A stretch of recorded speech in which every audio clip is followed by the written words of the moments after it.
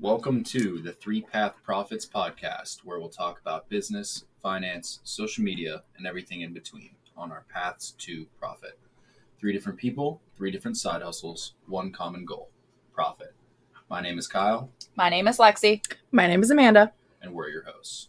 If you want more details about each of our side hustles, please check back on our episode 9 from last week. Set the proper expectations for today's episode. Our format will be as follows. We will start today's podcast each discussing our updates from our experiences over the last week, what our goals are for the upcoming week. We'll wrap up today's pod with a quick summary and some expectations moving forward. Let's dive in. First, we'll hear from Lexi.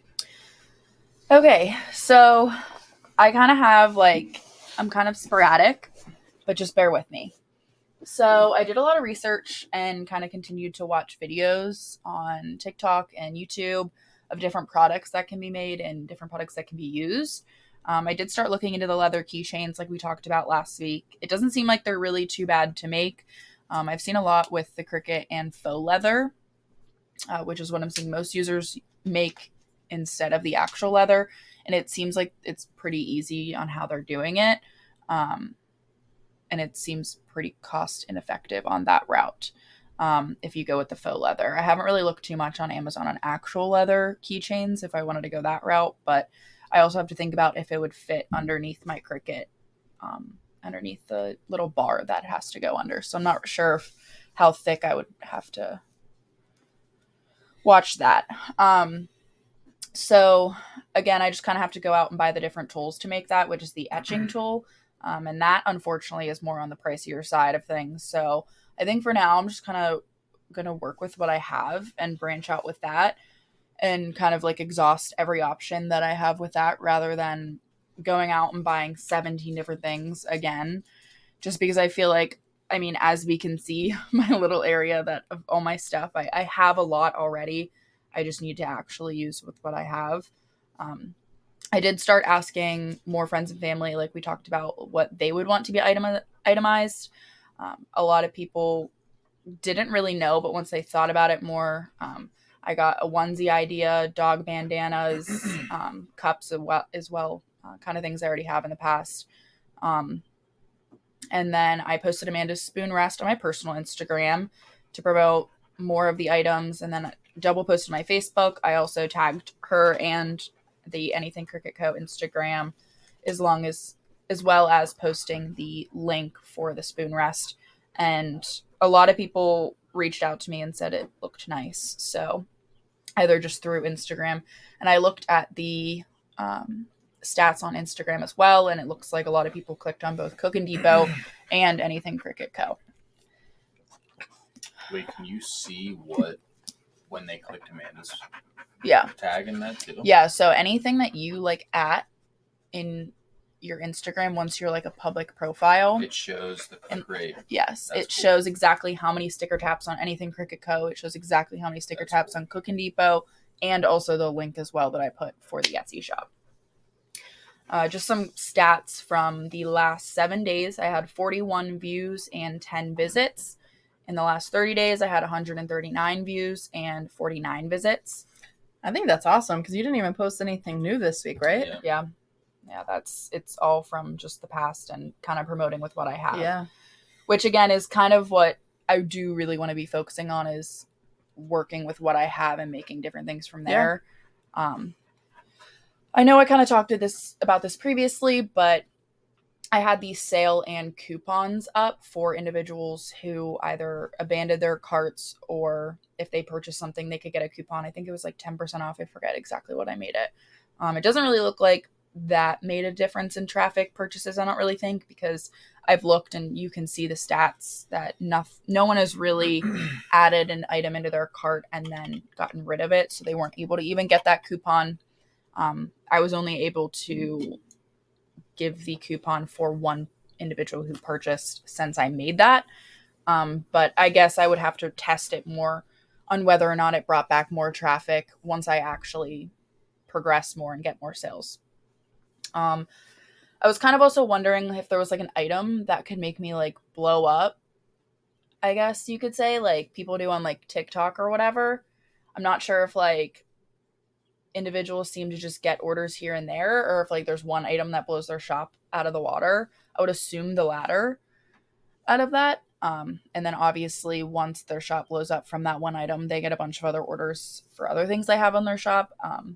So I guess it's just kind of really focusing on promoting and seeing what I can do to get that traffic in, just even with one item. I think if you're looking to blow up, a good way you could try to do that is by making more videos. Like you've done well with the videos of your final products. I think you need to make more videos of the process of you making it. the Yeah. demo. Yeah. I think collaborations are big there too. Like Amanda was doing, of following out, reaching out to brands.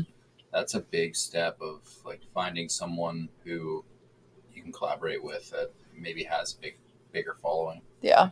I mean, even just like asking someone who has a bigger following, like if they'd want me to make something based on whatever their niche is, that way as well. We'll see whenever I start to post with my spoon. I haven't filmed anything yet with it, but that's that'll true. be cool. Yeah. Same thing. You'll be able I to have see the click rate over. for her Well, too. I don't know if I can see that on TikTok. Yeah, I don't think you can on TikTok. It's Instagram that you can. Well, you'd still be able to see it on Instagram then, at least, right? Yes, from posts you can as well. You can see it Okay. as well, not just on stories. So I also was asked to do invitations for something, which I've never tried before as well. Again, this could be, I was thinking like a good low priced item to be able to make a lot and also be able to have a good profit off of them as well. So I'll kind of actually give updates on if I do move forward with this or not, and if I do make it, how hard it is, kind of things like that, what labor's involved with it. Because I've tried to watch some videos, but I don't really think I'd be able to tell you exactly unless I actually did it. Right. I love that idea, though. That could be really Yeah. good. I mean, because everyone's having birthday parties, like Yeah. you could do anything with any type of card, a thank you card, a get well I was card, gonna say whatever. thank you cards would be big too. Yeah. Especially after like this is the season. Yeah. I mean, graduation parties, Weddings, birthday parties, yeah. weddings. Yeah, for sure. So I definitely want to try that as well, especially because I don't really think card stock or whatever I'd use to make them would be that expensive as well. I also was thinking I could do more with the resin that I have already in the Cricut combined, since I already have like leftover from the spoon rest that I did. I was thinking some ideas of like a drink coaster, a cutting board, keychain. I could add that on top of the bookmark if I wanted to, an ornament, kind of things like that. I just kind of really started searching on TikTok and YouTube and Google like what people are making with their Cricuts and how much it differs from what I'm doing to what they're doing, like what I should venture out with. I also saw like pet tags, wall decor stickers I never really thought of. That could be a good idea. I know a lot of people will like put something above the bed that says like good morning or whatever. Just those kind of decal signs. So I thought that would be a good idea as well. The ornament thing made me think of this real quick. With the holidays, you want to start to think about those kind of things way ahead of time, which I didn't start to do right away whenever I was making my cooking videos. Like when Memorial Day happened, Good point. I only had stuff to post like on the day of Memorial Day, but like for 4th of July and what was the other one? Oh no, Memorial Day I did have it. It was something else before Memorial Day. Easter. No, I don't remember. But anyways, those were not things that I thought about at first, but Yeah. you need to think about those ahead of time so that you have the content to post leading up to that holiday, because that's when people want to see it, not on the actual day of the holiday. Yeah. So with like Christmas and all that stuff, I mean, they start to put Christmas stuff out really early. Yeah. I wouldn't even say it's too early to start thinking about that Yeah. stuff now. Yeah. No doubt. I mean, I even think too, ornaments wise, yes, but I think a lot of what I'm even posting on my shop to begin with could be considered Christmas presents. Like, For sure. I think For sure. so, I think that goes back to what you were talking about earlier. Is it going to be like one item, or is it going to be like a lot of things that you can keep in stock that's going to consistently get people back to your site? yeah. I think if you start marketing yourself as a stop for thank you cards, a stop for like those specific products, Yeah. and then same thing for Christmas stuff as well. Like Yeah. just start marketing that and building an inventory of that stuff while you have like the extra products and things like that. And Yeah, for sure. Yeah, I think at least with what I have right now, I definitely have a lot more I could venture out with. I don't really think the ornaments would be too hard for, or like, again, the thank you cards or whatever type of invitation or card would really be that bad. I think it's more just like, I know, like, once I think of something, I get really excited, and then I go on Amazon, or like I go here and I go there and I spend all this money, and then I'm like, oh shit. Like, I need to watch myself I just because, spent like, 120 yeah, bucks. exactly. Like, I can get really carried away with all of it. And I think, like, I need to work with myself as well as moderation on what I'm purchasing. And I have a heavy hand in wanting to purchase so many things. So I think it's just really working with what I have, but also being strategic on making as many items as I can. Got to be With creative. yeah, Yeah. yeah. Think of ways So you can use what you have. yeah. Or I mean, again, like I know a lot of people, I talked about this in the past, like shit on Dollar Tree, but like they actually have like Oh yeah. so many good things that I could do DIY stuff with the Cricut as well. And it'd be a very inexpensive route to go. So I think I'm definitely going to try to start playing around with a lot of more Dollar Tree things as well, because then at least I'm not dishing out $100, $200 on more Yeah. items and products and whatever. I was also kind of looking at some other items that I could make as monthly milestones for like 0 to 12 months. I see people doing this like all the time, like little acrylic, like 1 month, and then like again for all the same, and like paint it like a color in the back. Because obviously people are always looking for those. Like they're always posting like a picture of their baby and Yep. like the 1 month sign, or they have like a 1 month onesie or whatever. I mean, even just someone I know, Kelsey, she got like onesies for the baby. Like it say like 0 months, 1 month, Cute. 2 months. So again, I could make things like that. Yep. So Well, and that you could even personalize like the name, blah blah blah, John's 1 month. You know. yeah, exactly. So again, kind of going that route is I could do a bunch of different ways of the milestone signs or whatever. I also was thinking like a custom blanket, custom pot mitts.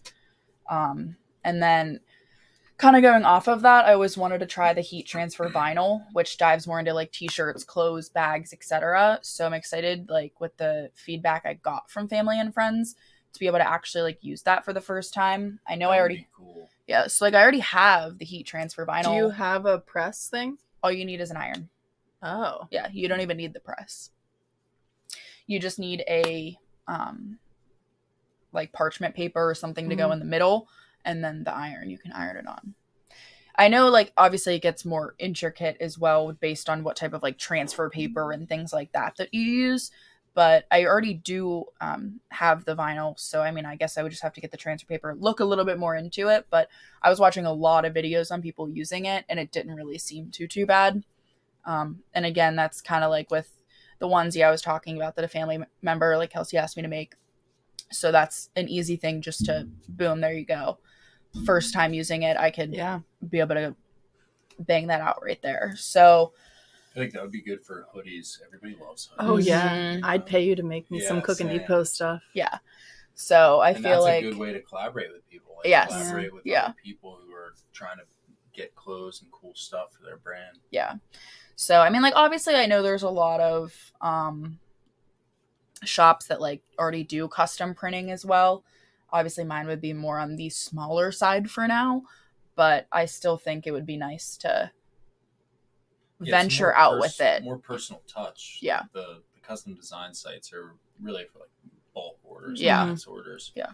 And they don't do it exactly how you want it Yeah. designed.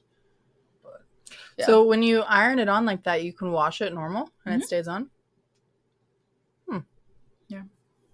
And then kind of my last thing, I also found out a website called eRank, which helps you see items that are selling on Etsy. In particular, you can see how much competition you have on that item, which I thought was really nice. So I was kind of playing around with a bunch of different things on there. And I watched a girl like look up an exact item, and she was able to see exact how much competition through Etsy she would have.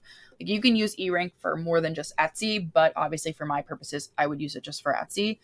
But it's really a cool website to kind of see exactly if I'm thinking about making an item, to see how much competition there is with it, and then be Smart. like, oh, like if there's a lot, maybe hesitate. If there's not, Mm-hmm. kind of move forward with it. So just goals moving forward, I would say just continue to kind of work with what I have, get creative, move forward. promote, really. Just kind of pushing out things that I'm making for my friends and family, and have them kind of post anywhere they can, and just really do what I can to kind of get the name out and go from there. Sweet. Sounds good. All right, some notes from last week. I wanted to talk about, or continue to talk about, the adding to the portfolio. And I think I wanted to just expand on that a little bit, where I'm not going to say I'm never going to add to the portfolio, but I am going to keep it where it is for now with the $1,000 initial investment, just for the sake of seeing what kind of profit I can make with $1,000 to show that people of any entry size can get in with a certain amount of money and get started in investments. So I want to see what kind of profit I can make with that and start just showing what the power of compounding is, even for a simple $1,000 account, what it is a year, 3-5 years down the road of what that compounding really looks like. So that's kind of, I just wanted to touch on that again. Again, I'm not saying never. I'm going to keep my options open. I'm not going to pigeonhole myself anywhere, but at least for the foreseeable future, that will be the goal, is just to maximize the risk-averse returns that we can get with the portfolio through a dividend focus with just the $1,000 that we have in there right now. So with that, we'll go into a little portfolio update here.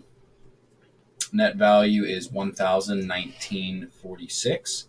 It has the same year-to-date high, which was reached on June 24th, of $1,025. That's what we're chasing so far. Last week, the S&P was up over 1%, and our portfolio was pretty stagnant. It was up 0.8%. It's still in the green. That's good. Best performers from last week was Ford, up 6.5%. They had a great week. Bank of America was up almost 4%, and they reached a new all-time high. And then the worst performers were the TLT and Blackstone Mortgage Trust. What's TLT again? That's the iShares for the Treasury fund. So it's like government bonds. Oh, okay. Honestly, I think like your numbers that like even right now, it's only been what, like 3 months since you. Yeah, like it really hasn't been that long, and to already have $25 on top of that, like you can only imagine what it would be like in 3 to 5 years. Mhm. So, Sure. I mean, I think even just looking at those numbers, it's already something to be like.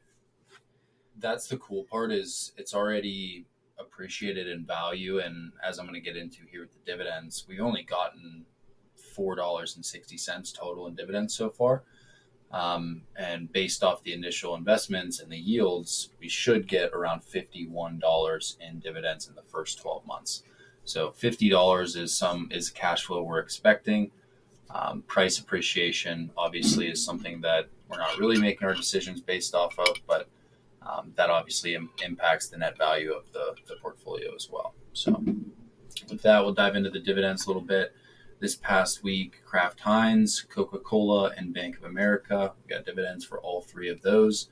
Kraft Heinz was $1.15. That is 57 cents per share, and the portfolio has 2 shares. Coca-Cola was 79 cents per share, and I have exactly 1 share. Bank of America is 56 cents total on 28 cents a share, 2 shares. Total received in the prior week was $2.50, bringing our total year-to-date dividends $4.60.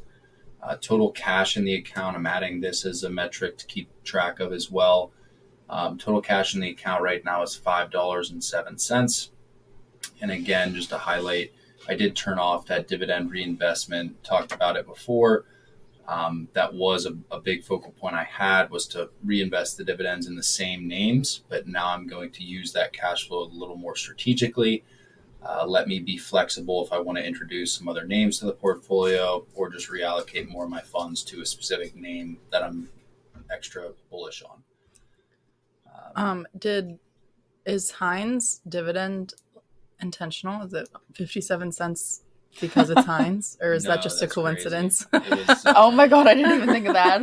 They've actually raised their dividends quite a bit, actually. So what I'm pulling up here is the dividend growth for Kraft Heinz. Since Amanda asked, was it intentional? if the 57-cent dividend per share was for Kraft, because Heinz 57. What I'm pulling up here now is showing the dividend history, and I'm going to seekingalpha.com, and then I typed in KHC, that's their ticker, and then I went to the dividend screen and then hit dividend history. And that should pull this up. So like the last dividend that they had was 40 cents a share. So now it's 57 cents a share. So that's a dividend increase. Coca-Cola, those are a lot of names that consistently increase their dividends are called dividend aristocrats. I mentioned that before. That's something that you really like to see when you own a dividend name, because the cash flow that you're getting per share is increasing. That's a good thing. So just wanted to highlight that. How often do they show that again? Or quarterly, right? No, sorry, increase that, not share.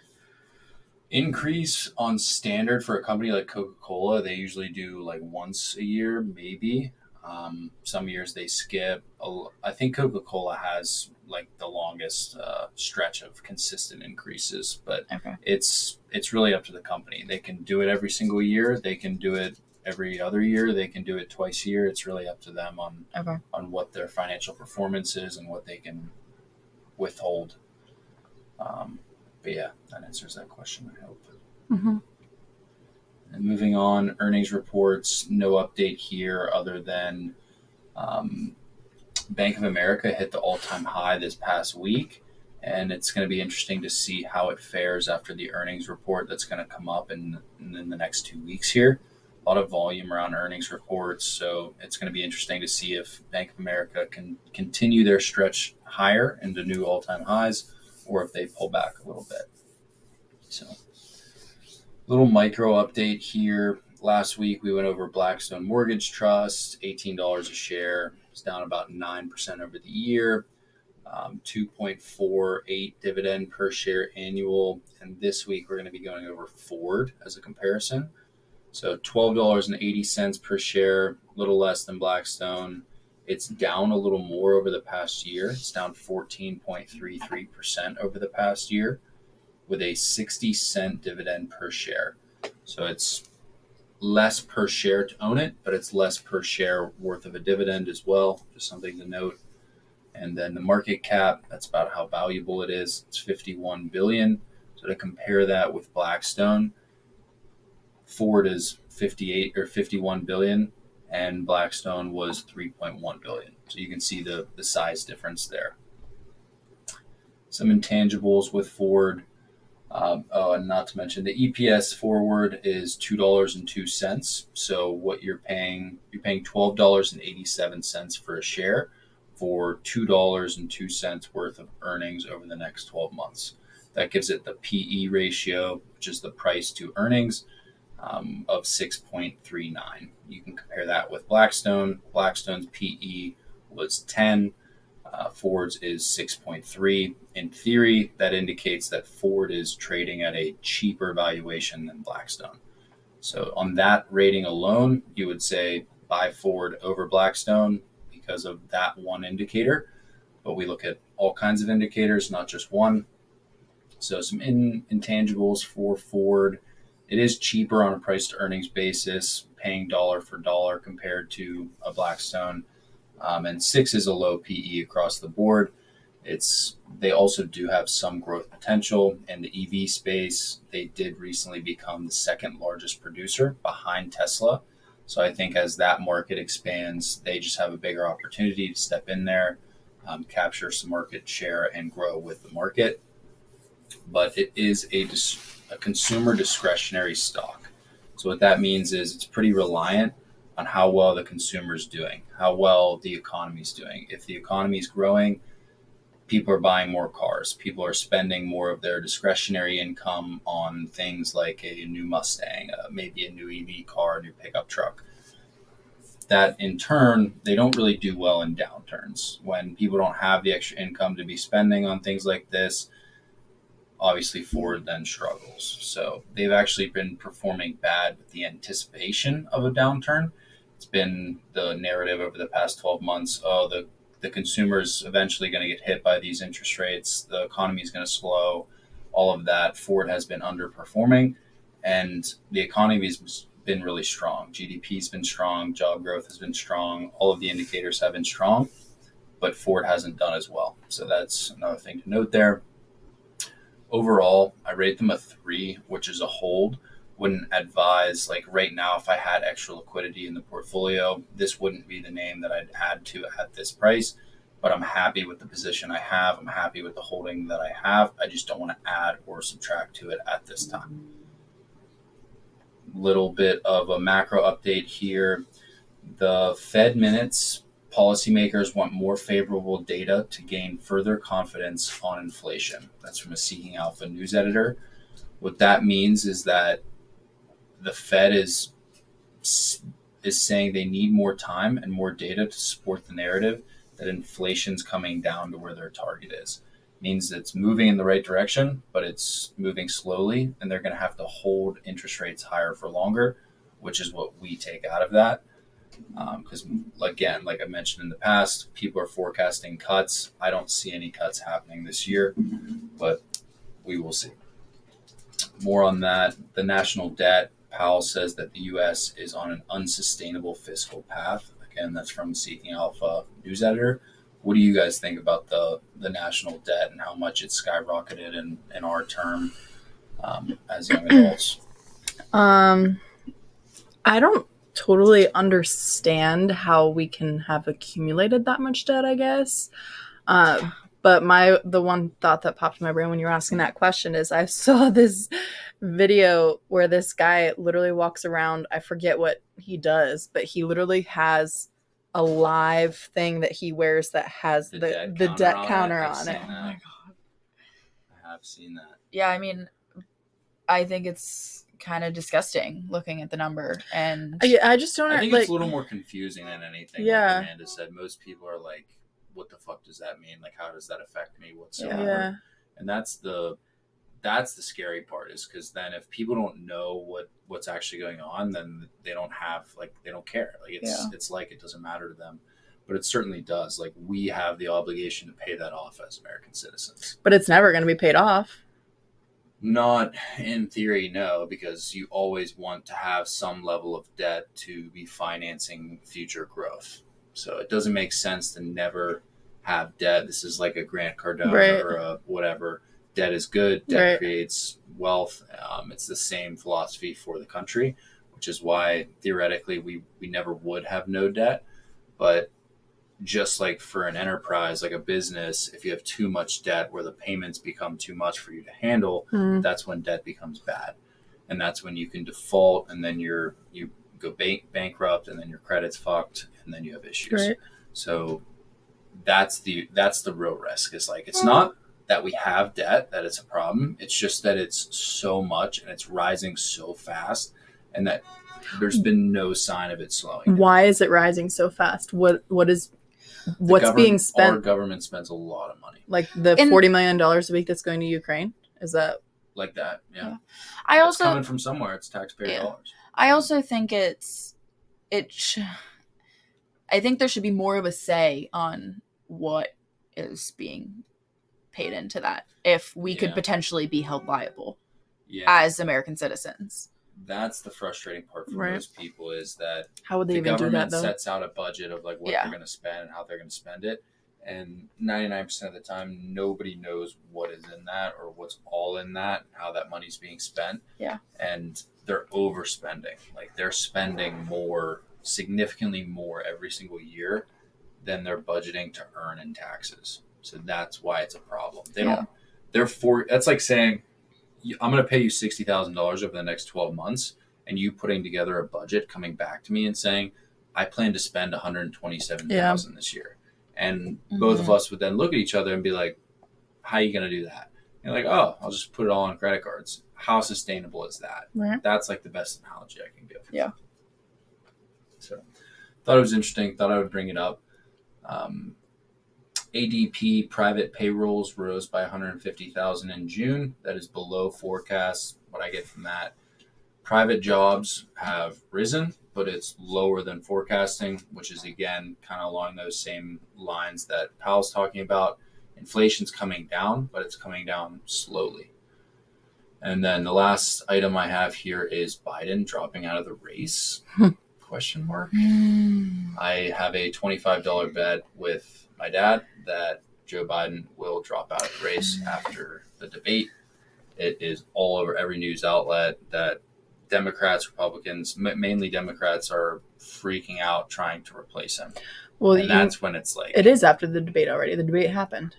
Well, that's what he means. Like, due to what happened at the debate and people seeing the debate, they're like, so, they all admit it. So we were looking it up last night. Paul and I were, and apparently it's different per state when the deadline is to have like the submission for the nominee. So in certain states, Biden, it's already past the deadline that Biden's going to be the nominee. So even if the Democratic Party switches him for someone, Biden's still going to be on the ballot in some of those states. Yeah. Yep. So I don't know if that'll have an impact on that, but yeah. That's the issue. And I do think that if they put Kennedy in instead of Biden, I know Kennedy's like an independent right now. It's going to be Kamala. Oh God. But okay. Let's not get too political here. We were just talking like if they put Kennedy in, then I think that would put a lot of people in tough situations for who to vote for. Yeah.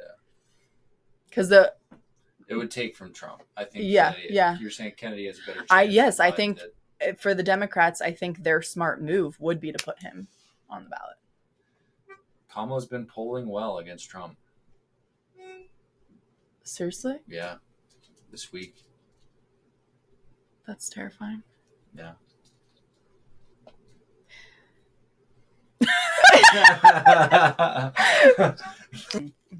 All right, so yeah, we'll have to keep a pulse on that, see if anything actually happens. I don't know if that's ever happened before, if that would be like new, if that would be history, but it would be crazy nonetheless. So to review and conclude, still in sit tight mode, just sit tight, holding the portfolio, analyzing it, just learning more about the companies I'm invested in, reevaluating my positions, and then just continually consider new companies, like I mentioned last week. What I'm going to do with those, the dividends that come in as cash, where I'm going to reallocate those funds. Kind of a question. So like, obviously you're looking at different companies to add to the portfolio with the dividends. Are you going to pick the best one and wait till you have that amount in the dividends per share? Or are you just going to pick the cheapest one to add another company out of those ones that you're already looking at, if that makes sense? Good question. Because of fractional shares, that's not really a consideration. Okay. So like $5 right now, I can buy any of the stocks in the portfolio. Just Okay. a portion of it. Okay. Yeah. A portion of it. Okay. That being said, I'm going to be strategic about what I want to buy when I want to buy. So it's not going to be like the value of cash that accumulates. It's going to be, okay, I think this is really undervalued. I want to add more to this position. That's what I'll add. Okay. All right, starting out with my stats for the week. So for Cooking Depot, I posted my 7 videos on TikTok over the last 7 days.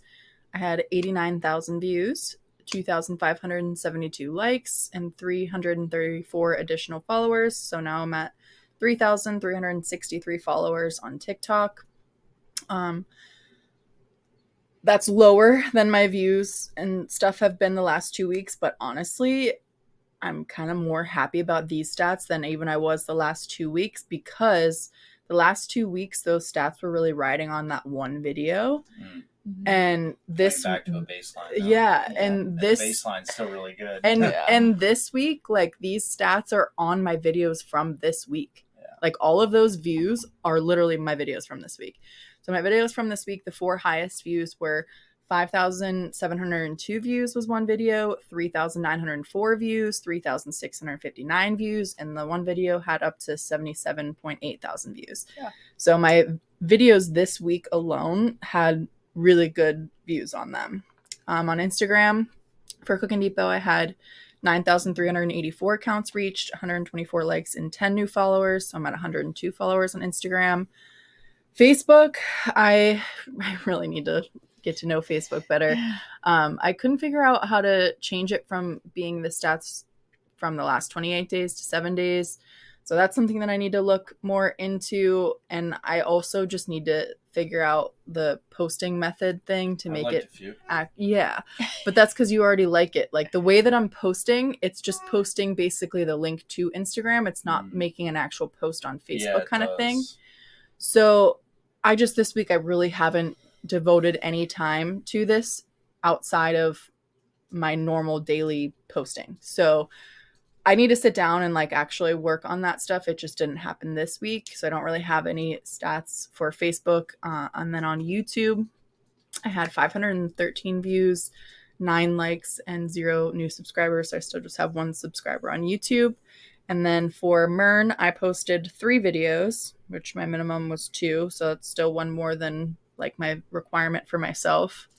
So TikTok for Mern in the last 7 days, I had 1,925 views, 128 likes, 7 new followers for 54 followers. And then on Instagram, 415 accounts reached, 18 likes, and 4 new followers. So now I'm at 20 on my Mern. So overall, I'm happy with the stats from this past week. I mean, sorry. Go ahead.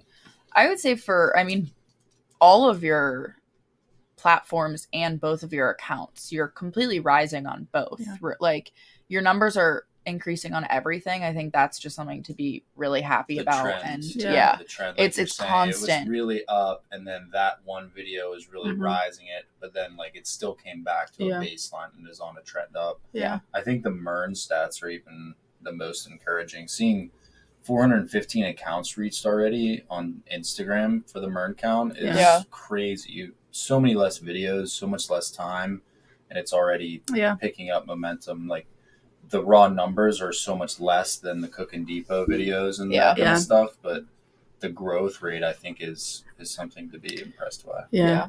I'm definitely happy with it. So tasks completed, I normally feel like I do so much. I really feel like I just haven't devoted the time to it this week being home. Just also, like real quick, who's the 1 subscriber? Me. I don't know. It might be you. I'll be your second. I just don't really go on YouTube that much. It might be a random person actually. I don't know. I swear, like I haven't like actually gone on YouTube and like signed in since like I used to watch like Jeffree Star videos. Oh my. So I love YouTube. What was I saying? Oh, that I just like feel like I haven't devoted as much time as I typically do to my content and the research and all the things that I typically am doing on a weekly basis, just from being home, spending time with the family and all the other things that happen whenever I'm home. But I did still at least film and post one of the Mern videos. That was while I was home. I edited the other 2 videos that I posted on Mern. I filmed some content for Mern that I'm going to post like a just trip video once I'm done. I refilmed the one dessert video for Cookin' Depot, but outside of that, I was just editing all the videos because I had all that content prepped before I left. So it was really just like editing mostly this week that I did. TikTok updates. I've had some issues with comments disappearing. At first, I commented back on one of my girlfriends that commented. I was just commenting back to her, and then I went back to it a little bit later and I noticed the comment was, my reply was gone. I was like, what the heck? So then I did the same reply, and then the same thing happened with another person that commented on it. I went to reply to them, and I tried commenting like 3 times. The same thing. It was like absolutely. Was it a connection issue? I don't think so. I was on Wi-Fi and like everything else was working. Did you try a different comment on another? Well, what's weird is then I changed what I commented back to that person, and I was literally just like, I've tried commenting like 6 times and it keeps getting deleted, and that one worked. That's wild. Yeah. Huh. So I don't know what was happening with TikTok there. Another TikTok update is that they made it so that you can no longer edit your caption. You can not edit anything after you post it, which I remember specifically my Mother's Day video. I went back and I edited something after I posted it. So it happened at least since then. I don't know exactly when that happened. Yeah. But it's just annoying because like this week, whenever I was doing my series, I would like copy and paste kind of the gist of my caption with like the title and stuff. And I would just change the day because I did like day 1, day 2, etc. I forgot to change the number day. And so then I wanted to go back and like change it real That's quick. so annoying. And they don't let you edit it anymore. So that's a new thing that TikTok rolled out for sure. Which I don't even understand why, because Yeah. I don't know. And we Googled it and Yeah. it says, no, you can't. It wasn't just like I was not looking in the right spot. interesting. Just some general updates. One person that has over 50,000 followers on Instagram followed my Cook and Depot page. So I thought that was pretty cool. Yeah. Oh, yeah. I saw the follower and she had the blue check and I was like, what? And so I clicked on her. She has like 56,000 followers. So I thought Damn. that was cool. And then Gruyere cheese brand actually commented on my mac and cheese video that That's awesome. I used Gruyere cheese in. So I thought that was really What did cool. they comment? Cheesy goodness or something like that. Something but about that's cheese. so cool just to be like, And they were actually the person that my comment wouldn't go back to. I was so Oh. annoyed. That might be why, something with that. Well, and That's so true. that's whenever I commented, I was like, that it kept deleting, and they were like, it's okay. They commented back like it was a cute comment back, but I just thought that was cool. And then my Small one collab. video on Mern, my one diner don't, the Millhouse Pub, the restaurant that I was reviewing, they commented on my TikTok with like the heart eyes. Oh, I that's thought that so was cool. That's super cool. that's Yeah. awesome. I think you're gonna run into that a lot Yeah. more, Yeah. especially with that series. That's Yeah. something that's actually so cool because you can actually get some really cool connections and relationships with a lot of those people. Yeah. Oh my gosh, especially yeah. they're in your hometown. Yeah. and like, And the owner of that one specifically was so cool. Like I got there right when it opened and I chatted with him the entire time I was there. and like You it's could gonna even be. do like interviews with the Yeah. owners if they're there. I was gonna say Yeah. like that, and like That's a you'll good have idea. you'll have a lot of people, like a lot of, I guess, other businesses reaching out to you to Yeah. come try Yeah. theirs too, Yeah. For sure. which is gonna be Yeah. awesome because it's like, Come try free Yes, meal. exactly. Do it, dine or don't. yeah, Fly me out to Lake Tahoe to go try this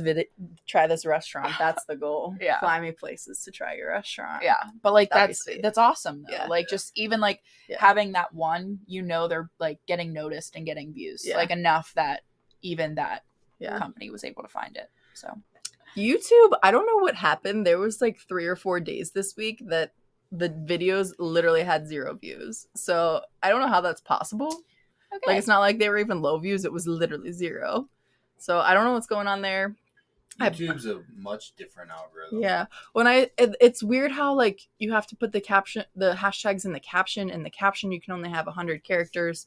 So it's definitely harder to reach people. Like on other platforms, I literally put like 30 hashtags in my thing. You know what I mean?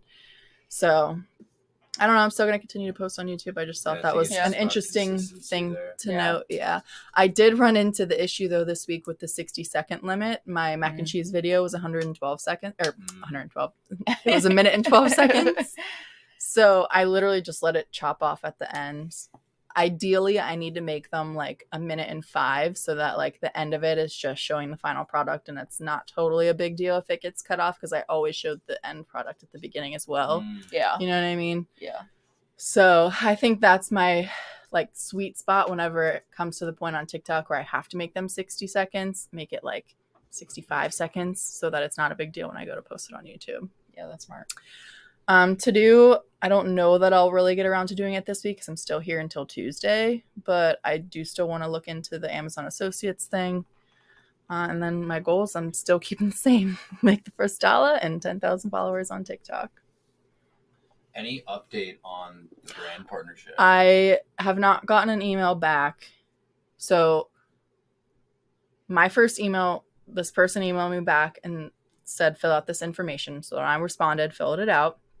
And then they responded back to me and said, we're sending your information off to this team that decides who they want to work with. And they'll reach out if they want to work with you. So I should send a follow-up email. I haven't done it. I know I need to. I know that's what's going to come out of your mouth next. I know that I need to do that, but no. So you can find me on Instagram and TikTok and YouTube and Facebook, but Instagram and TikTok are the only names that I know off the top of my head, really. It's cookin.depot, cooking without the G, cookin.depot, and Mern is my nickname, MERN _. Also, just wanted to highlight 3,363 followers on TikTok, making her way to the 10,000 goal. I mean, even just in this past week, it was like, what, 334 Mm-hmm. that you jumped. So I Mhm. think that's awesome. You should do a calculation based on how much you're gaining per week and where you think you're going to hit. Oh, that's a good idea. And we should forecast it. Yeah. Mm-hmm. All right. Oh, God. Also, we should do an update before conclusion on our Three Path Profits Instagram. Oh, that's a good idea. And like see what the stats are for that. Ouch. Etc. Ouch. Yeah, We we don't should. have to. That was just an idea. Yeah, we can start that moving forward, or at least just dive into it a bit. All right. Do this so we can see if it works. That does it for today's episode of the Three Path Profits podcast. We want to thank you guys for listening and encourage you to leave comments or questions to help us improve moving forward. We'll be posting episodes every Friday, so please stay tuned and make sure you hit the subscribe button so you don't miss out on any episodes or important updates. If you enjoyed the podcast, tell a friend or family member you think would enjoy. And also be sure to check out our social media pages, TikTok and Instagram at 3.path.profits. And we appreciate all your support, and we'll catch you next week.